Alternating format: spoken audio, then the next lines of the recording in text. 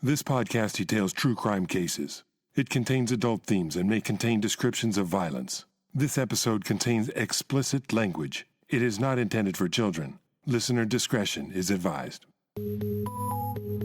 Thank you for joining me for today's episode of Once Upon a Crime. Hell hath no fury like a woman scorned, or so the saying goes. We take this to mean that when the female of the species is hurt or betrayed, they are prone to lash out in ways that might not be very pleasant. While that might be an unfair generalization, there are instances in true crime where it has happened. In this series, I will share stories of women who, for different reasons, decided to take matters into their own hands, sometimes with deadly results. The title of this series is simply A Woman Scorned. This is Chapter 1, Betty Broderick.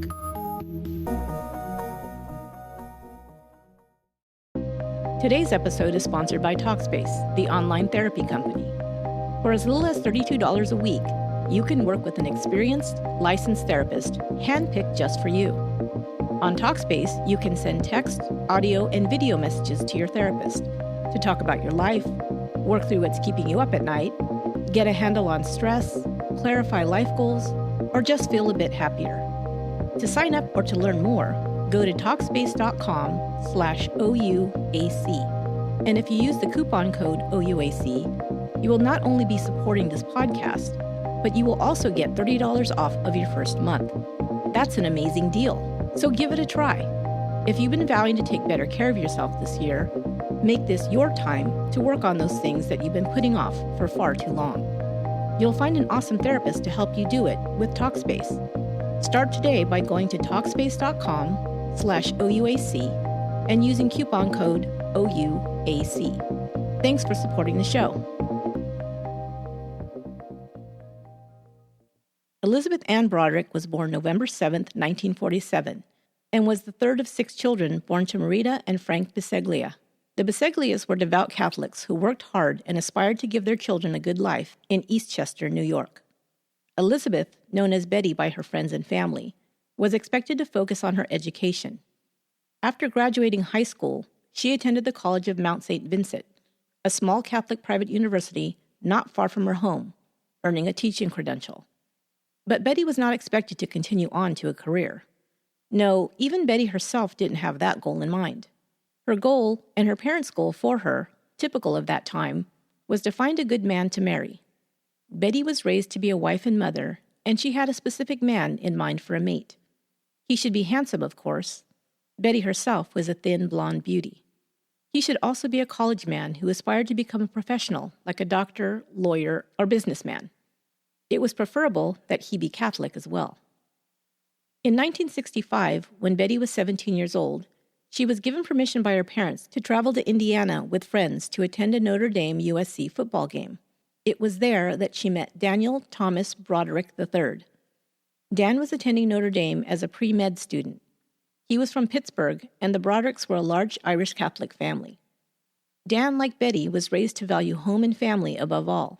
But he also aspired towards the finer things in life and was willing to work hard to have a successful career, to provide his family with all the things money could buy.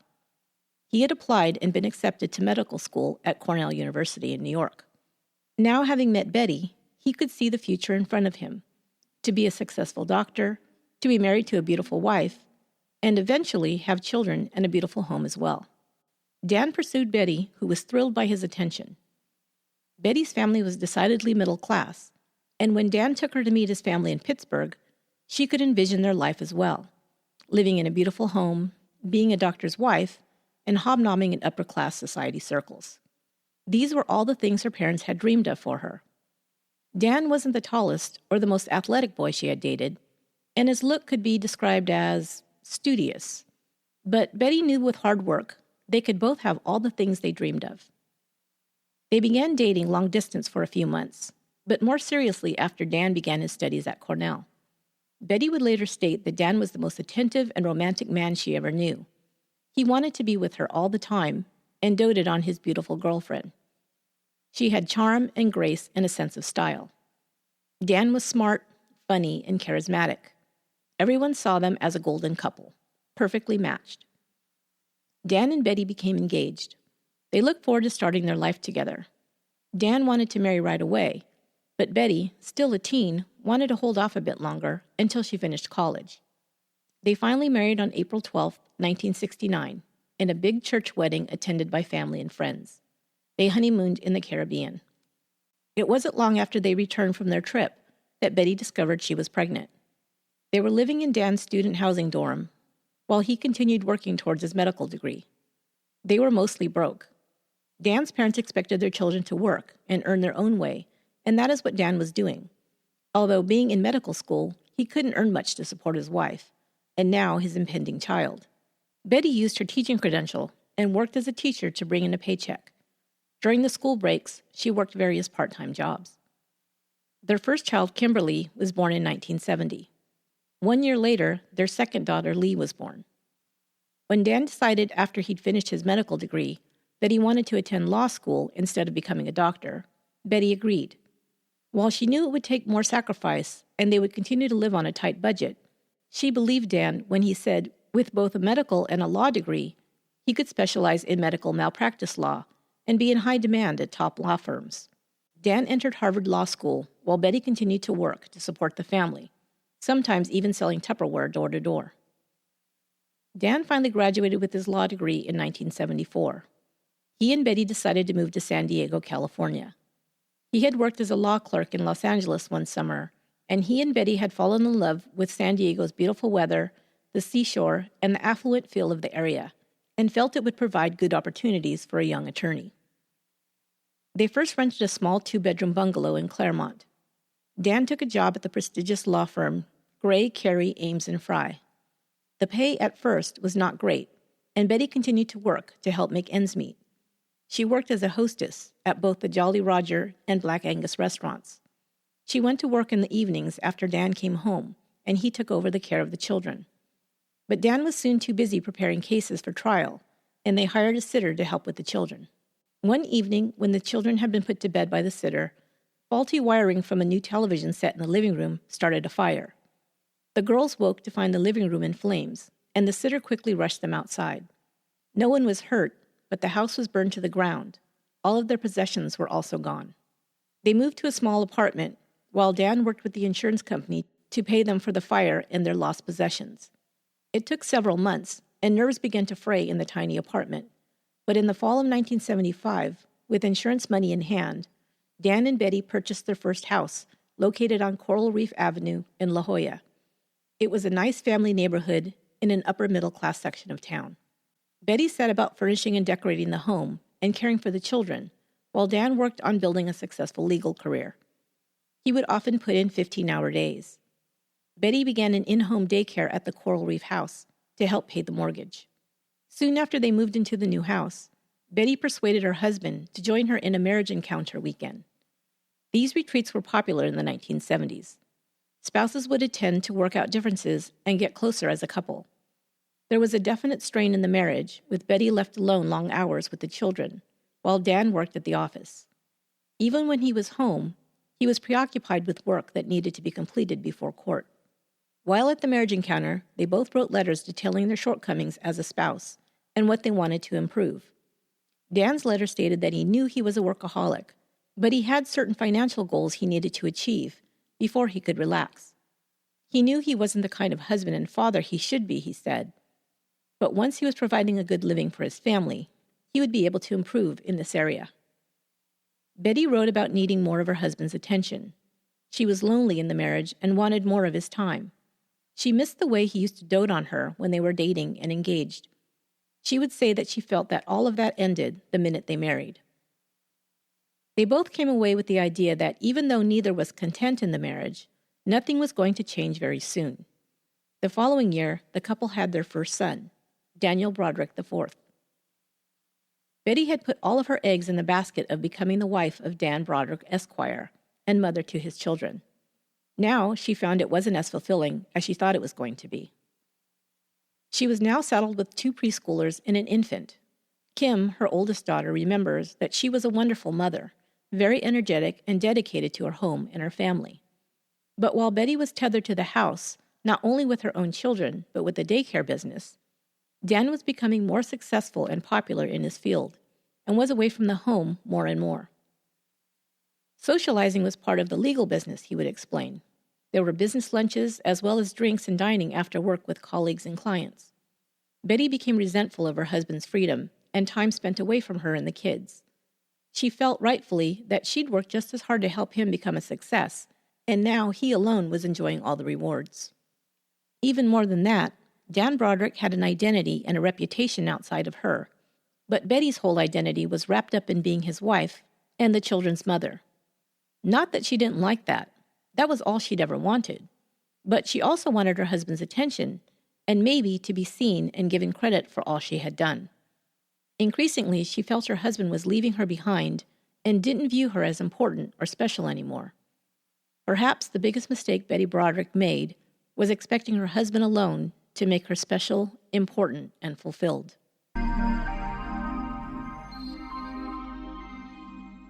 By 1978, the Brodericks were doing very well financially. Dan was making over 6 figures a year as one of his firm's top performers. He was achieving some fame as well, representing clients that would put him in the news. He represented one of the families of the children shot by 16-year-old school shooter Brenda Spencer after one of the first school shootings in the United States. I shared that case way back in episode 8. As a result of his success, Betty no longer had to work outside of the home. The girls began attending an exclusive private school, and Betty had decorated their home with beautiful furnishings. She'd always had good taste and an eye for the best money could buy. They'd even had a swimming pool added to the backyard. It was at this time that Dan Broderick decided to leave Gray Carey to begin his own law firm. Betty encouraged him in this endeavor, and Dan sought out her help to get things in place for the new office. For the first time in his career, Betty felt needed by her husband. She helped him to find and secure the perfect location for his new office, and then undertook furnishing and decorating it from the ground up. Betty's taste was impeccable, and by the time she had finished picking out leather sofas and chairs, rare wood conference tables, custom-made window coverings and artwork to adorn the walls, the office stood out as an impressive and respected law firm. Clients began to pay top dollar to be represented by Dan Broderick. But once her job as decorator was done, life went back to normal. Betty had been thrilled to be part of Dan's world and to receive compliments about the beautiful office she'd helped put together. Now she felt discarded again, while Dan began working even longer hours. Betty was once again, and for the last time, pregnant. She gave birth to their 4th child and 2nd son, Rhett, in 1979.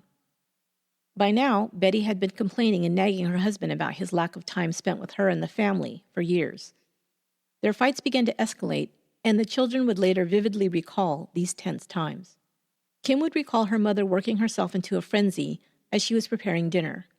She'd often talk out loud to herself or whoever might be in earshot about all her husband's shortcomings. She would be angry, knowing that he would be home late after the dinner she'd prepared was already cold. By the time he would arrive, she would be furious. Kim remembers many, many instances of her mother and father screaming at each other, and that her mother would often throw things at him. She would pick up and hurl whatever was in reach, including plates, cups, and once an almost full bottle of ketchup that shattered just over Dan's head. Often, Dan would react by not reacting at all. During the ketchup-throwing incident, he seemed to ignore it, sitting down afterwards to finish his meal as if nothing had happened. There were times, however, that Dan also lost his temper. Kim recalls him throwing bigger items, but not at Betty. He would seem to destroy things out of frustration without targeting anyone. Sometimes stereos and televisions, and once he threw an entire fish tank over a balcony. Kim remembers throughout her whole childhood thinking that if her mother wasn't so angry all the time, yelling and complaining and throwing things, that maybe her father might come home more often. While Betty wanted more of her husband's attention, out of frustration and a lack of coping skills to deal with her disappointment and anger, she was pushing him further away. Betty's behavior became increasingly immature as her frustration grew. The children were subjected to her angry tirades. With her husband absent, she would vent nonstop to her children. As they began getting used to their mother's outbursts, children tend to adapt and normalize chaos in the home in order to cope. Betty added another stressor to their lives. Periodically, she would sit the children down and tell them that she and their father were getting divorced. She then asked them to tell her which parent they wanted to live with. Of course, the children would become upset and scared and wouldn't know how to answer. Then their father would come home and calm them down, telling them that he wasn't leaving and they weren't getting a divorce, and telling them not to worry. This went on for years, reports Kim. In an interview with the San Diego Reader in 1988, Dan stated that after 2 weeks of marriage, Betty began threatening divorce. He said he was stunned, and she wouldn't tell him what he did wrong. "If you don't know what I'm upset about," she reportedly said, "then you've got a real problem." He said there were requests and demands from Betty for a divorce literally hundreds of times over the course of their marriage. He stopped taking them seriously. While there was fighting, arguing, and chaos inside the Broderick household, in public, Dan and Betty still played the role of the golden couple. Dan had come into his own, and now cut a dashing figure in his expensive suits and silk ties. He was charming, funny, and the life of the party. Betty was always impeccably dressed, and her bubbly personality and quick wit drew people to her. They attended all the important social functions together, and their pictures were often printed in society columns. No one could guess how far from the truth this picture was. The kids as well were having problems. The constant fighting between their parents took a toll on them as well, naturally. Kim and Lee, the two oldest and closest in age, fought and argued with each other constantly. They, of course, learned this behavior from their parents, and the stress in the home didn't help. Kim reports that while close in some ways, in other ways the sisters were sworn enemies who, at times, hated each other. Their arguments sometimes descended into knockdown, drag-out physical altercations. As the boys grew older, they would often join in the fray, and all four children would battle each other ruthlessly, while alternately trying to stay out of the line of fire between Dan and Betty. Betty began to spend money like it was going out of style. It was possibly a way for her to either punish her husband for his inattention, or fill the void in her life, or both. Either way, she spared no expense for the home, herself, or the children. She would only purchase the highest quality and most expensive items, even when Dan told her that her spending was out of control and beyond their budget. She purchased luxury items for herself, including designer gowns, jewelry, and shoes. She also spared no expense to try and hold on to her youth and beauty as the years progressed. She had begun dyeing her hair platinum blonde and frequently visited her pricey hairdresser for touch-ups. Her expensive wardrobe flattered her slim figure, and when she began to gain a few pounds, she would panic and worry that she was losing her looks. She was increasingly insecure about her looks and her weight and worried that Dan would no longer find her attractive. Dan was always the person in charge of their finances. Betty was never even sure how much money he made or how much was in their accounts. She never worried about those details and let Dan take the lead in handling the money. Dan, who always had financial goals and now was a millionaire, also measured success by his bank balance. Both Dan and Betty's main concern during this time seemed to be the accumulation of wealth and possessions. Dan and Betty took a 2-week European vacation with another couple. When they were in the public eye, Dan and Betty could get along without problems. This was possibly because Dan was spending time with Betty and she was receiving the attention she always craved. It was also, perhaps, because both of them had been raised to believe that appearances were extremely important, and they knew how to play their roles perfectly when others were watching. Once they were back home, the fights continued and even escalated. The children reported later that this was just normal life to them. In the fall of 1981, Dan's law practice was so successful that he moved his office to a prestigious downtown address. His offices were located on an upper floor of a high-rise building with panoramic views of the San Diego Bay and skyline. Betty was given the task of furnishing it, and this time decorated it even more opulently than the first time. Afterwards, she began redecorating their home, making sure that it was even more expensively and tastefully decorated than Dan's office. She reveled in the compliments she received for both projects. Betty, however, was not thrilled when Dan purchased his dream car, a burgundy 2-seat Jaguar sports car. This was not a family car, Betty would complain. She herself drove a fully loaded Chevy Suburban that she shuttled the kids around in. The car was well known in the neighborhood, sporting a vanity plate that read, "Load 'em up." Betty began criticizing and taunting Dan at every opportunity that he was going through a midlife crisis. Kim writes about this time in her family's life. If Mom could stop spending so much money, stop complaining, and just leave Dad alone, maybe he'd want to come home and be with us. On the other hand, if Dad would stop spending so much time with his friends drinking and come home after work and be with us, maybe Mom would stop complaining and be kind. It seems it was a no-win situation, and the kids were the biggest losers in the whole mess. Betty took to locking Dan out of the house when he came home late. The kids were stuck in the middle when he would throw pebbles at their windows to alert them to let him in. They knew that if they did, their mother would be furious, but how could they leave their father locked out? It was a terrible position to put their children in. Betty continued to yell, complain, and berate her husband. She often threatened divorce, sometimes putting Dan's clothes in a suitcase and dropping it on the porch for him to find. Dan's response became to ignore his wife's histrionics. After years of constant criticism and nagging by Betty, he just stopped fighting with her. He would ignore her, stay silent, and pretend like nothing had happened. That she was now getting no response from her husband made Betty even more angry. In 1982, the family went on a week-long vacation to a dude ranch in Montana. Betty and the kids arrived first and had a great time horseback riding and swimming. Dan arrived a bit later, and at first, they enjoyed their vacation as a family.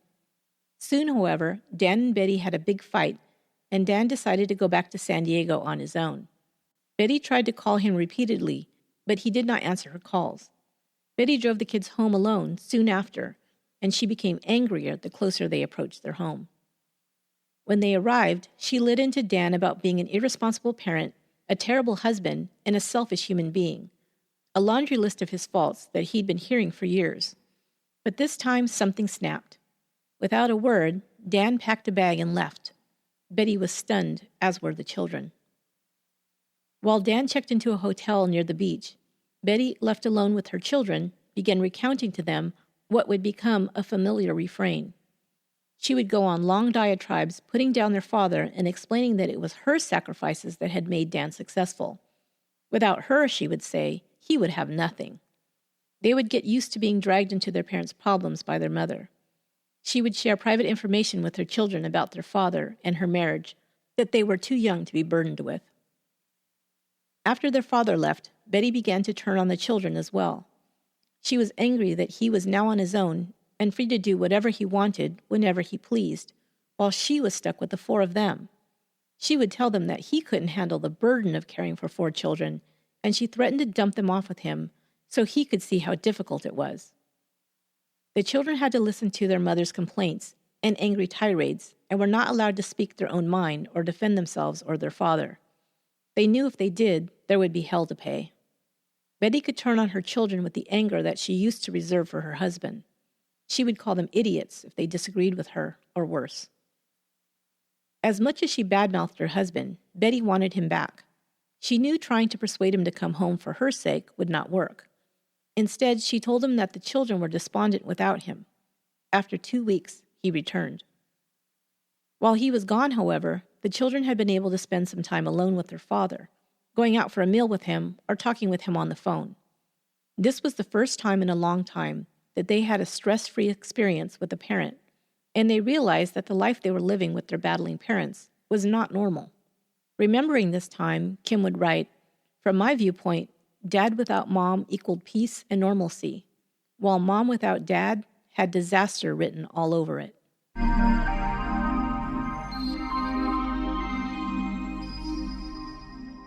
A new stress came into play in the life of the Brodericks in 1983. After all the years of Betty accusing Dan of going through a midlife crisis, she was now convinced he was also having an affair. Dan had hired a 21-year-old as his secretary and then quickly promoted her to his legal assistant. She had no education or training for this position. Betty had nagged Dan for some time to hire more help in his office. But when she saw Linda Colkenna, the young pretty assistant he'd hired, she hit the roof. It became even worse when she heard Dan describe Linda as beautiful at an office party. At first, as was his way, Dan ignored Betty's allegations. When he did respond, it was only to vehemently deny that he was cheating on her. Finally, after months of Betty's accusations, he started to respond by telling Betty that she was losing it or imagining things. He would begin to tell her she was crazy and needed mental help. While Betty's behavior throughout the marriage may have been childish and petty, It is almost certain that when she came to believe her husband was having an affair, he actually was. Even if it was at first just a flirtation, Betty saw the signs.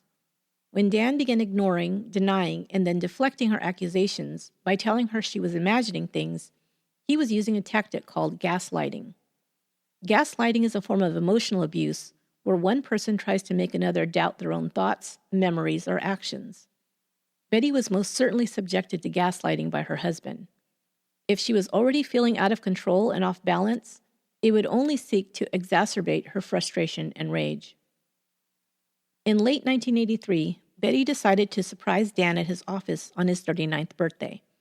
She arrived with a gift and a bottle of champagne and planned to take him for a special lunch. But when she arrived, he was not in. She was told that he had left for lunch with his assistant Linda. Betty waited for him to return, growing more angry as time ticked away. He never returned. Betty went home and grabbed handfuls of Dan's clothing and belongings and threw them over the bedroom balcony onto the lawn. She retrieved a can of gasoline from the garage and doused the pile, striking a match and lighting them on fire in the front yard. While the children watched in horror, Betty's anger had not yet dissipated. She returned to the garage, this time carrying out a can of paint, which she then poured over what was left of the burnt pile. Without another word, she went back into the house. Fire trucks soon arrived, alerted by the neighbors.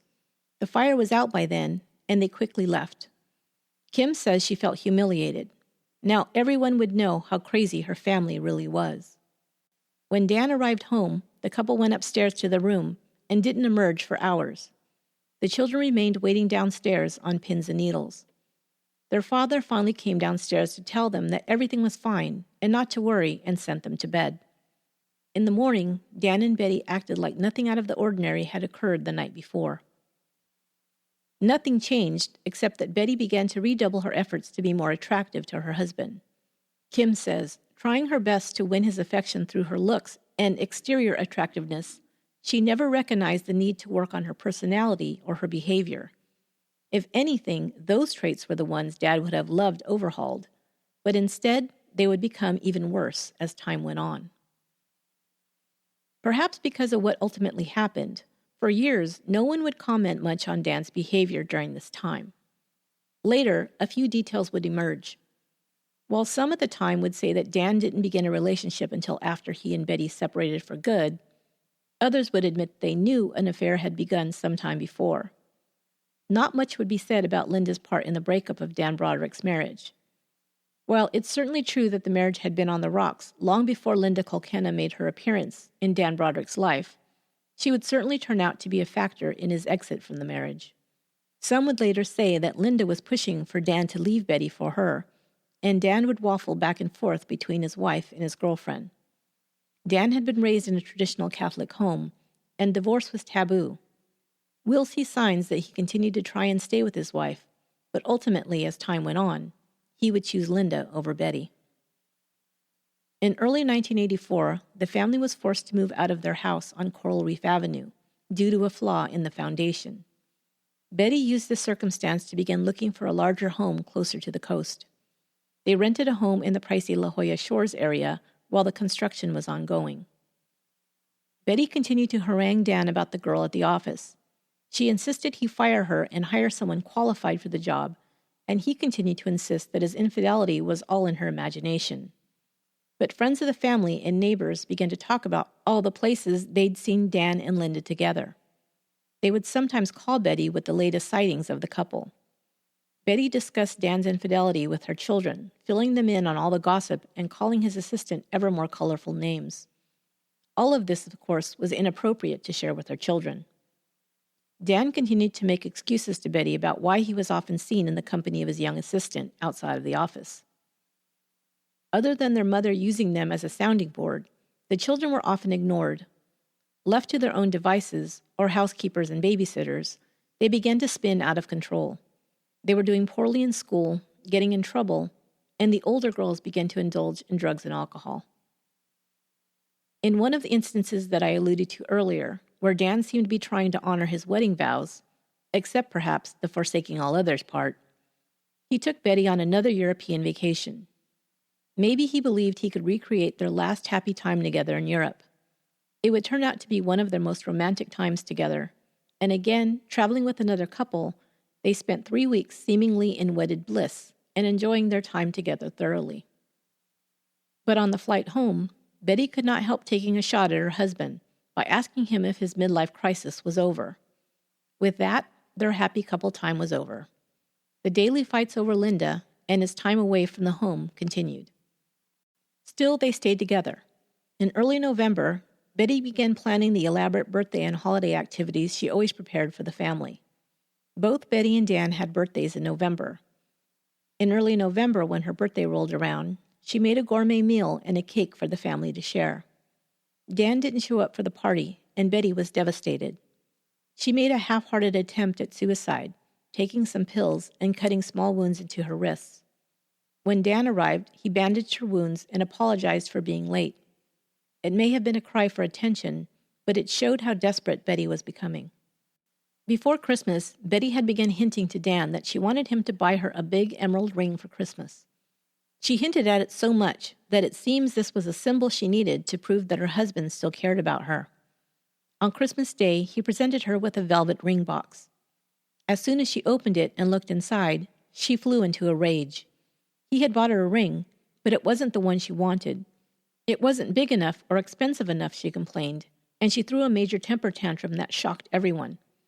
Dan at first tried to calm her down, but when she would not be appeased, he decided to once again ignore her outrageous behavior.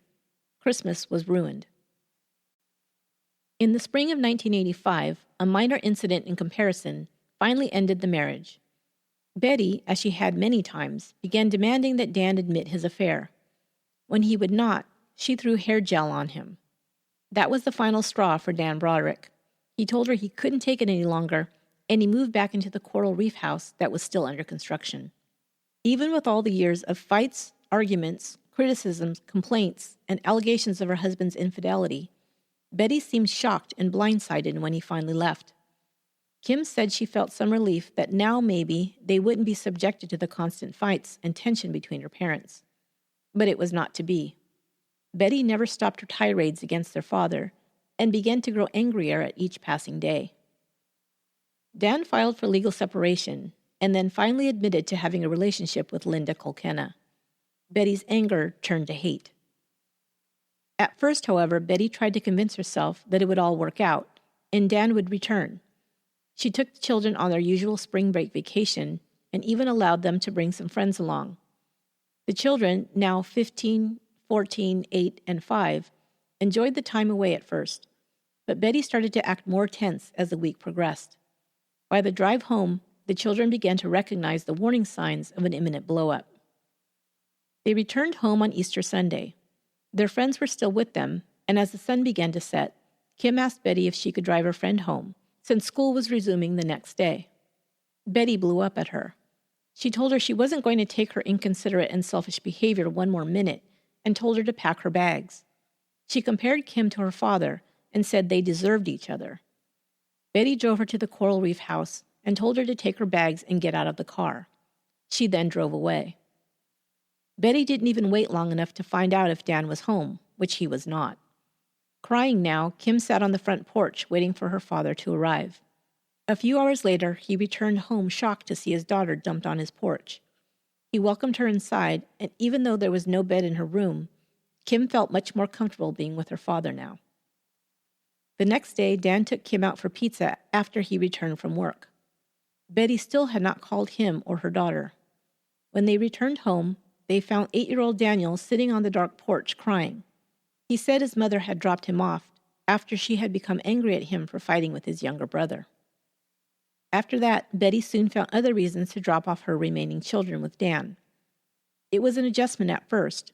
Dan had never had full responsibility of his children before, but they quickly adapted to the new living situation. If Betty's motive was to make Dan suffer by burdening him with the children, as she'd once threatened, and prevent him from enjoying his freedom, her tactic backfired.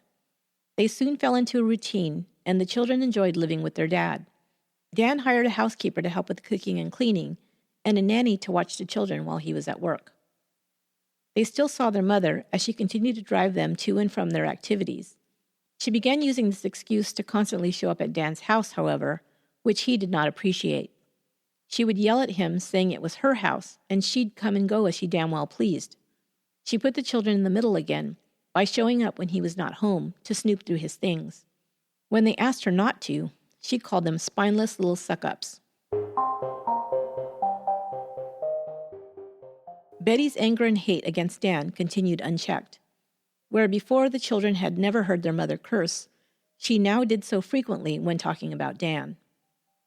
Betty moved out of the rental house and into a new house nearby. Dan had purchased the house for Betty, and she immediately began plans for a complete renovation. Betty continued to believe that Dan would someday return and they would all be a family again. The children were equally convinced that it would never happen. Dan refused to pay the costs for the architect Betty had hired to draw up the new house plans. Betty then enlisted her children to persuade their father to her side. She arrived at Dan's house and began to tell them that once the house was done, they would all be living in a beautiful house on the beach that would have room for all of their friends to come and stay any time they wished. She went on, trying to sway them to her side. Suddenly, she noticed an obviously homemade pie on the kitchen table. When she asked them who'd brought the pie, one of the younger boys said innocently, "Linda made it for Dad. It's Boston cream. You remember, Mom. It's his favorite." Betty walked over and picked up the pie. She then headed upstairs to Dan's bedroom. She began scooping out the chocolate filling and flinging it all over the room, rubbing the sticky mess onto the bed, as well as on his suits and ties in the closet. All the while, she was calling Linda obscene and vulgar names within earshot of the kids. When she was done making a royal mess, she left. When Dan arrived home and found out what Betty had done, he was furious. Her behavior had been outrageous before, he'd say, but this time she had no right. They were separated, and she was not entitled to destroy his property. He called the police. They told him that there was nothing they could do. It was considered a nonviolent domestic dispute.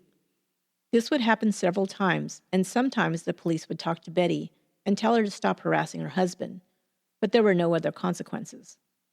As her harassment continued, Dan finally filed for divorce on September 23, 1985. When Betty found out that Dan had filed for divorce and changed the locks after 16 years of marriage, she lost all control. She arrived at his house and threw a patio umbrella through a glass in the back door, unlocking it and letting herself in. She went on a rampage and tore apart every room in the house, throwing furniture, ripping up pictures, shredding curtains, and even spray painting the walls. She began to break into the house regularly and destroy things and leave obscene messages written on the mirrors. The children often arrived home before their father to witness the destruction. Betty sought to get custody of the children, but after the court heard about Betty's dumping off the kids on Dan's doorstep and her vandalism of the home they now lived in, it was decided that the children should remain with their father. Betty began to accuse Dan of manipulating the courts against her by using his power and influence as an attorney. She would say that his buddies in the legal system, including judges and attorneys, were all in league against her and siding with him. While it's possible that he might have had some advantage due to his contacts in San Diego, it's more likely that her well-documented harassment played a bigger part in her losing custody of the kids. Dan still continued to try and appease Betty. He was afraid she would give him even more grief if he said no, so he allowed the children to stay at her home sometimes. However, he would control the times and days, and he followed the schedule strictly. Dan had been asking Betty to sign papers to sell the Coral Reef house, but she would not agree to the listing price or sign the necessary documents. Dan took matters into his own hands and used a legal loophole to sell the house without her consent. He then purchased a home in the elite neighborhood of Marston Hills, about 10 miles south of La Jolla. This, of course, made Betty even more furious. She was losing complete control of her life, she told friends. First, her husband left her. Then he took the kids. Then he filed for divorce, and now he'd taken her house. If the Brodericks hadn't been front-page news before, the next thing Betty would do would certainly make them newsworthy. One evening when Dan and the girls were preparing dinner, they felt the house shake violently and heard a loud crash. Kim would say it sounded and felt like an airplane had crashed into their home. Dan ran to the front of the house and saw that Betty had drove into the front door with her Suburban and then backed up and rammed it again. The front of the house was destroyed. Dan yelled for someone to call the police as he ran outside. Kim remembers watching as Betty got out of the car and, brandishing a large butcher knife, lunged at Dan. All the while, she was cursing at him about selling the house. Dan wrestled her to the ground and got the knife away. The police arrived, and Betty, still fighting, was placed in a straitjacket and taken away. She was sent to the hospital on a 72-hour psychiatric hold. Later, Betty would say about this incident and her anger towards Dan at that time, "I am madder than hell, and I want to kill him for being lied to and cheated, but that has nothing to do with being crazy. Anyone who wasn't mad would be crazy." It was later discovered that Betty had also tried to set the Coral Reef house on fire, pouring gasoline on the front porch and lighting a fire, but it only did a little damage to the porch and front stairs. Dan and Betty's divorce proceedings were so acrimonious that they became a newsworthy item. Their court wrangling played out in the San Diego newspapers. Betty would hire attorneys and fire them. All the while, she said she was at a disadvantage since Dan was friends with most of the attorneys in or around San Diego. However, whenever she did hire an attorney, she would either fire them before they could begin working for her, or the attorney would quit because she refused to follow any advice. She tried to drag out the divorce proceedings in many ways. The day of the final court hearing, Betty had no lawyer representing her, and she decided if she didn't show up, they would have to postpone the final divorce judgment. She was wrong. The judge finalized the Brodericks' divorce on July 16, 1986, without Betty present. Betty received her portion of the house proceeds, and things were calm for a time. But it seems Betty would begin spinning out of control again whenever she started thinking about her ex-husband. She began breaking into the house and vandalizing it again and again. Nothing, not even the threat of jail, would stop her. Dan implemented a series of fines to try and motivate Betty to change her behavior. He would deduct from her monthly support payment $200 for each obscene word she used against him. She would leave answering machine messages on his phone, repeatedly using foul language against him and Linda. $500 for every time she entered his home without permission, and $1,000 for each time she took the children without informing him first. In 1986, Dan and Linda took a vacation to Europe for 2 weeks, and when he returned, he fined Betty a total of $5,000 for several trespassing incidents, as well as offensive messages she left while he was gone. After paying her November house payment and deducting the fine, Dan determined that her allowance for November was a negative balance. She arrived at his house again to harass him about this treatment, and once again, he had her arrested. Over the next 2 years, Betty was charged by the court several times with harassment and contempt of court, as she had been forbidden by the judge to harass her ex-husband anymore. In May of 1987, she was sentenced to almost a month in jail, but was released after a week. This didn't even slow her down, and her behavior continued. In January of 1988, she was fined $8,000 by the judge and warned if she violated the court order again, he would make her pay $16,000 for Dan's attorney fees as well. She still continued to leave obscene messages on the answering machine, which Dan played for the court in May of 1988. In a message to her daughter, she called Dan a fucking insane asshole and said he was probably off having another, quote, drunken afternoon with the office C word. Except Betty actually said the word. She would be recorded telling her 11-year-old son, "I'm too embarrassed to tell anybody I even know you guys." When he asked her why, she answered, "Because Daddy's effing his office C word, and it's very embarrassing." But she said the F word and the C word. Her son was mortified. Betty would tell anyone who would listen that Dan had robbed her of everything and made her live on no money. In actuality, he had purchased her a home, was paying her over $16,000 per month as ordered by the court, and was still paying for other expenses for her and the children as well. Nevertheless, Betty would often spend herself into a hole, going way over her budget. In a 5-month period in 1988, she listed expenses of over $11,000 for home improvements, $6,000 for travel, and $31,000 for her clothing and accessories. The children's expenses were listed separately at $11,000. Betty had wanted $25,000 per month in support. She would explain that she was accustomed to wearing $2,000 outfits. Even with all her outrageous behavior, Dan still allowed the children to spend time at their mother's house. He would say he didn't want to take the children away from their mother, and the boys especially often asked to see her. although she had lashed out violently at him on several occasions, he never believed she would harm her children. Betty, even 3 years after their separation, and almost as long since their divorce, still held hatred for Dan and now Linda. She would often tell the children that she was going to kill him. They heard it so often, they didn't even react to it anymore. She sometimes would elaborate, saying that she was going to shoot him in the head. In early 1989, Betty bought a gun.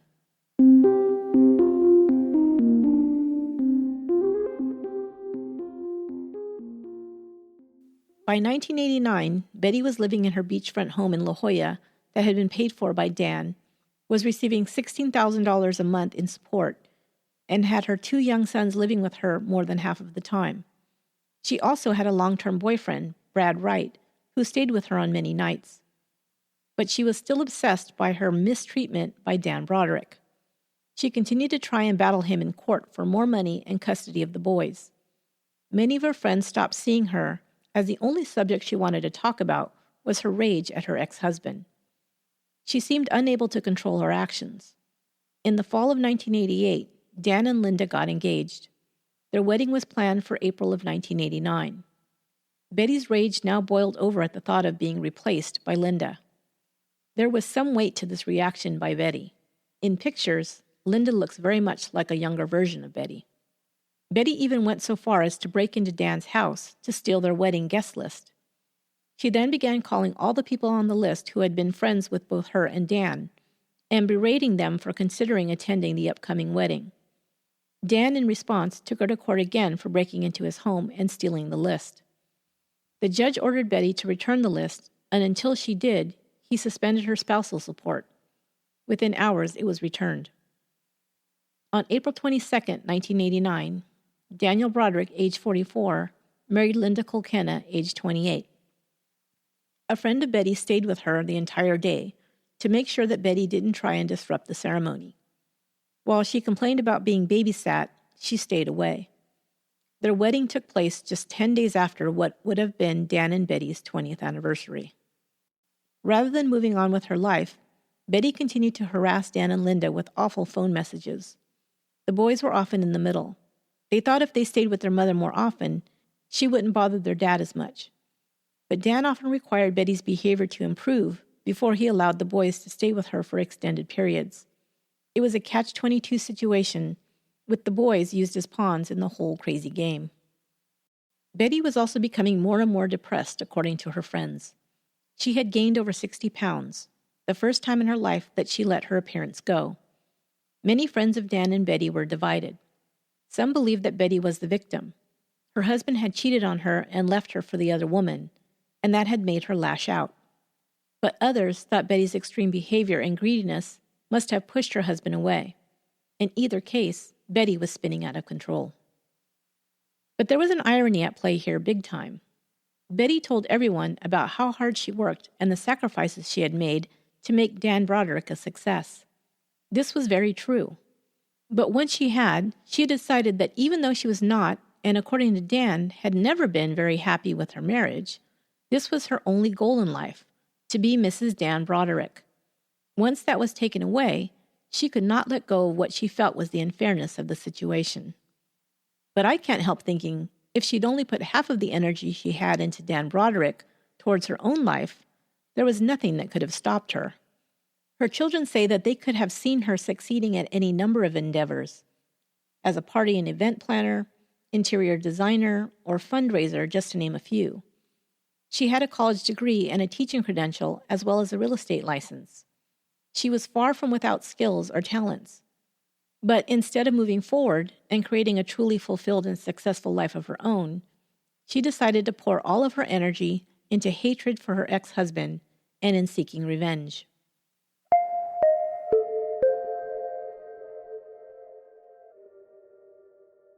On November 5th, 1989, only 6 months after Dan and Linda's wedding, Betty drove to 1041 Cypress Avenue just after 5 a.m.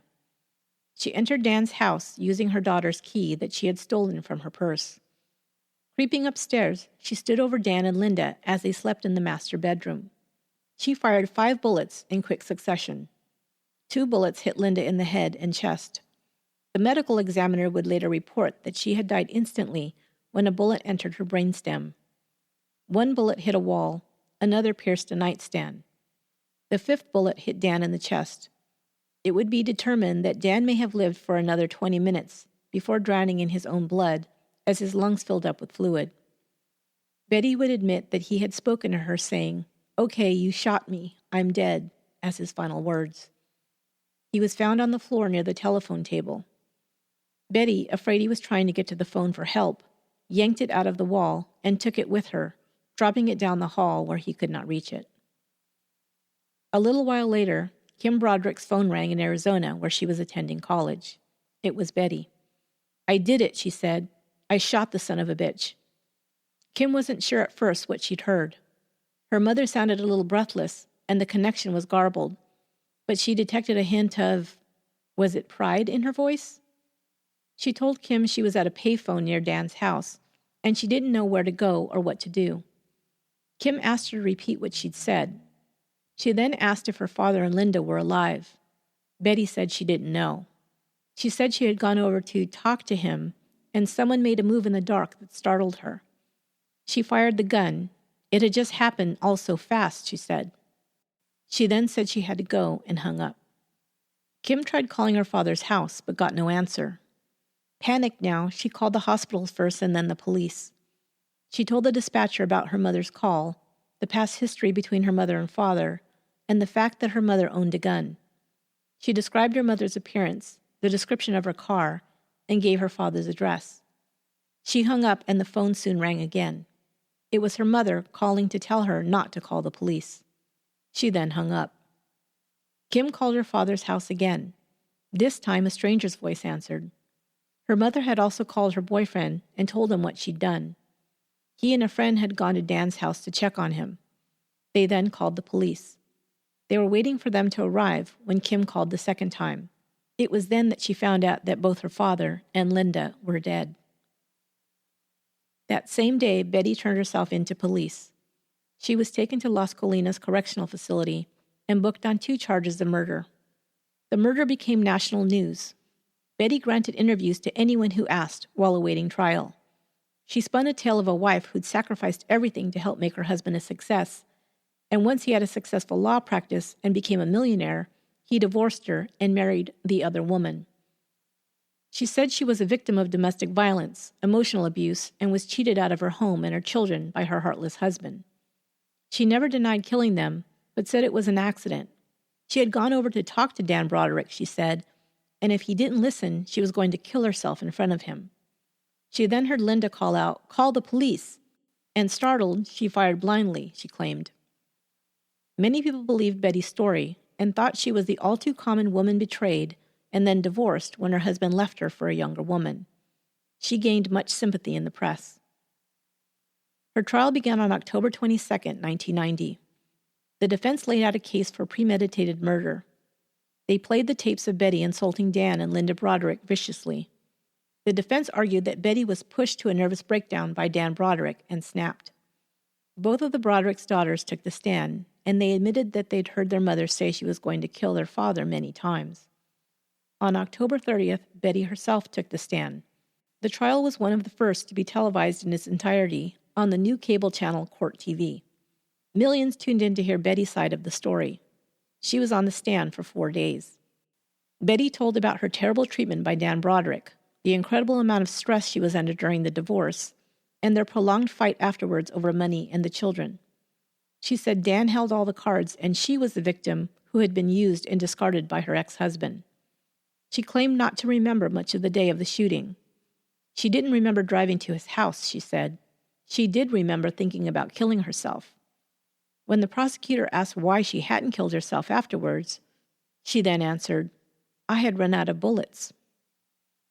After 4 days of deliberation, the jury returned. They could not agree on a verdict. 2 jurors refused to believe she was guilty of premeditated murder and could not be swayed. The judge was forced to declare a hung jury. One of the holdout jurors told reporters that after hearing Betty's story, he only had one question: what took her so long?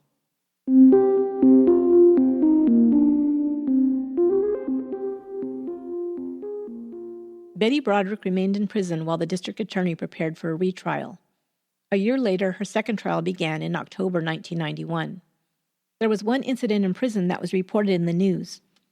Betty had refused to follow a prison rule, and 2 guards came to move her to an isolation cell as punishment. Betty fought, kicked, and howled as she was forcibly removed from her cell. She followed up this bad press by appearing calm and serene in a 2020 interview where she said, "The law has to take into account the differences between men and women in terms of their respective power. Men have all the power. That's why Dan could do to me what he did. This whole case is a story of extremes of rich to poor and all the rest. I said I represent the extremes of what can happen to women in divorce courts." The second trial closely followed the outline of the first, with most of the same witnesses on the stand. A notable exception was that the judge limited the defense's use of their domestic violence expert. The judge said that there was no credible proof that Betty was the victim of other than perhaps emotional abuse, not physical or sexual. The judge would not allow them to get very far this time with the abuse claim Betty's attorneys had argued before. There just wasn't enough to support the claim. The prosecution called Park Dietz, renowned forensic psychologist, to the stand. He told the jury that Betty Broderick was not insane, but did suffer from a couple of personality disorders, diagnosing her with both histrionic and narcissistic personality disorder. The judge was able to agree on a verdict this time, and to many it seemed like a compromise. Betty Broderick was found guilty of second-degree murder. Dan's brother Larry Broderick was angry at the verdict. "What's the matter with the system that allows this woman to threaten these people dozens of times, blow them away in their sleep, and that's not murder one in this goddamn country?" he told reporters. Betty Broderick received 2 consecutive 15 years to life sentences and would not be eligible for parole for 19 years.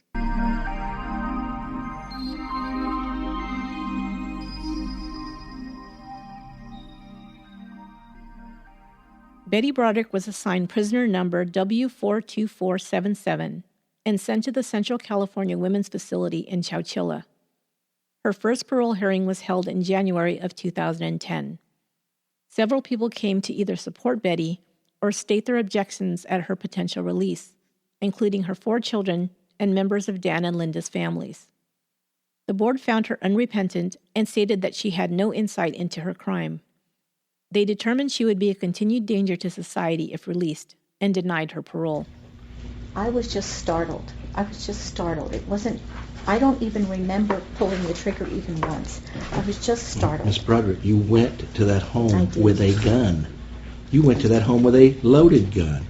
You went to that home uninvited at 5:30 in the morning when most people are in bed asleep. Okay? So you can see where the commissioner, can you understand where she's coming from? She lunged at you. Excuse me, you weren't even supposed to be there. You're in there with a gun. I know. So there was some intent to go there to do something more than just chit-chat. In January of this year, 2017, she went before the parole board for the second time. San Diego Deputy District Attorney Richard Sachs said she was defiant, smirked, and was in complete denial during her hearing. The hearing lasted most of the day, and it became clear the commissioner determined that she still had no remorse over her crime and continued to blame the victims. She was denied parole again. She will have to wait 15 years to petition the parole board again.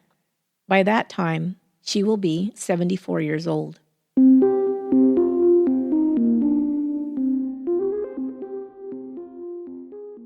The children, except for Kim, who was already in college, lived at first with their aunt, the ex-wife of one of Dan Broderick's brothers. Kim Broderick finished college and moved back to San Diego, where she continues to visit her mother in prison. Betty Broderick is now being housed in the California Institute for Women in Corona. Kim has since married and has 2 daughters of her own. She has taken them to visit Betty. Daniel graduated high school and was accepted to UC Berkeley, where he studied business and psychology. He is now a successful businessman living in San Diego. He was married in 2011. Rhett Broderick was troubled as a teen. He lived with his big sister Kim for a time, but when she could not control his drinking and bad behavior, he was sent to a therapeutic boarding school. With a combination of therapy, rules, and structure, he was able to get his life back on track. He graduated high school as president of his class and then attended UC Berkeley like his older brother. Lee also had trouble coping with life after all she had been through. She drifted for a while, and she is now living in the San Diego area and working in restaurants. She continues to be supportive of her mother. Both Kim and Daniel appeared on the Oprah Winfrey Show in 1992, and Rhett appeared on Oprah's 20th anniversary special to talk about his memories of growing up as the son of Betty and Dan Broderick. Only Lee has never spoken publicly about the murders her mother committed. Several books and movies have been made about the case, most famously a 2-part made-for-TV movie titled Betty Broderick, A Woman Scorned, that aired in 1992. Meredith Baxter Birney received an Emmy nomination for her portrayal of Betty Broderick. That will do it for this episode of Once Upon a Crime. Before we end, I need to tell you that I've been remiss. First of all, I need to announce more winners of the prize packs for leaving a review for the podcast. But I messed up and I forgot to pull the international reviews that are listed separately on iTunes. But I have them all now, and so here are all the winners and their respective countries. The winners in the U.S. are Lovely and Talented, Duke Wife, Oregon Girl 81. The winners in the UK are Laura 099, Jetson Base, and Scoffa 66. Winners on Australia are This Nikki Name is Taken Too, Braun, and Duvalaki. In Norway, our winner is Girasol2525, and our reviewer on Stitcher, Tira Frieden. Thanks again, and make sure to send me your mailing address so that I can send out your prize pack. Once Upon a Crime is written, produced, and edited by me, Esther Ludlow. Until next time, be good to one another.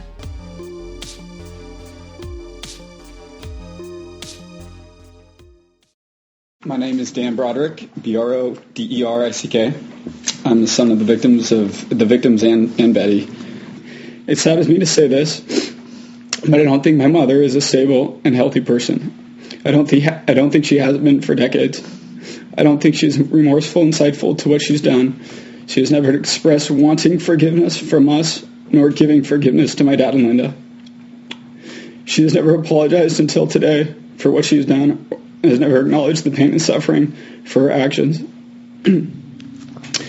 20 years since the incident, she hasn't done much that I'm aware of for redemption or correcting her wrongs. My name is Kim Piggins, Piggins.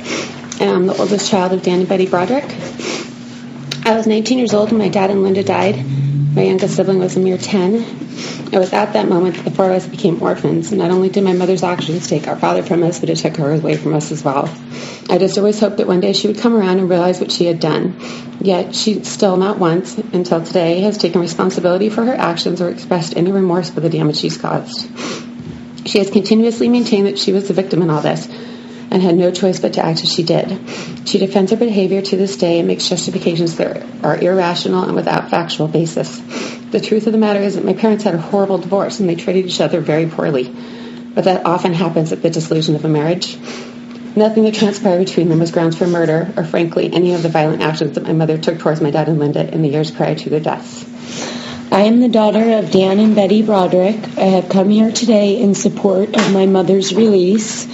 I'm not trying to deny the heartbreaking loss my family has suffered through my mother's crimes. I love my father, and I want to honor his memory. My life has been very difficult trying to get by with this tragedy and the lack of my parents. My mother has been a good prisoner for the last 20 years, as all of her prison records will show. She has expressed remorse, and I feel that she should have a chance to live her older years outside of the prison walls. I'm Rhett Broderick, son of, do I have to spell it? Broderick, the son of Dan and Betty Broderick. I, too, support my mother's release. I have spent 2/3 of my life without my parents. I was very young when my mom was a broken woman. She was consumed by anger and grief, and she was so depressed and just not the woman that she is today. I'm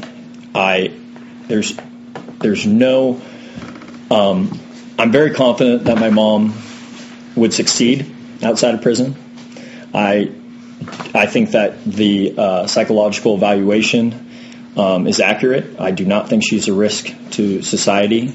I think she'd be a very contributing member of society, and I think that the longer she stays in prison, the harder that transition will be. Yeah, my name is Larry Broderick.